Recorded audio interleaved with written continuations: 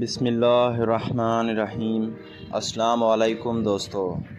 ایک چھوٹے سے گاؤں میں علی اور حسن نام کے دو بہت اچھے دوست رہتے تھے۔ دونوں ہمیشہ ساتھ کھیلتے پڑھتے اور ہر بات میں ایک دوسرے کا ساتھ دیتے۔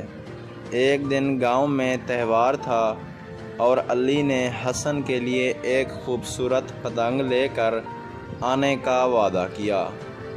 جب تہوار کا دن آیا تو علی کے پاس پتنگ نہیں تھی، کیونکہ اس کا والد بیمار ہو گیا تھا اور پیسے کم تھے۔ علی نے یہ بات حسن سے چھپائی، لیکن حسن نے سب جان کر اپنے جیب سے پیسے نکال کر علی کے لیے پتنگ خرید لی۔ علی بہت شرمندہ ہوا اور کہا، میں تمہاری دوستی کا حق کبھی نہیں ادا کر سکتا۔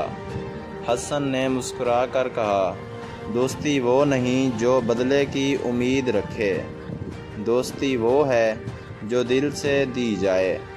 اسی دن سے علی اور حسن کی دوستی گاؤں میں مثال بن گئی۔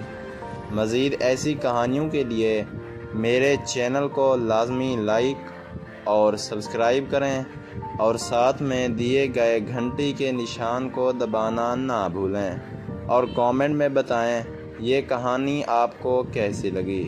شکریہ دوستو۔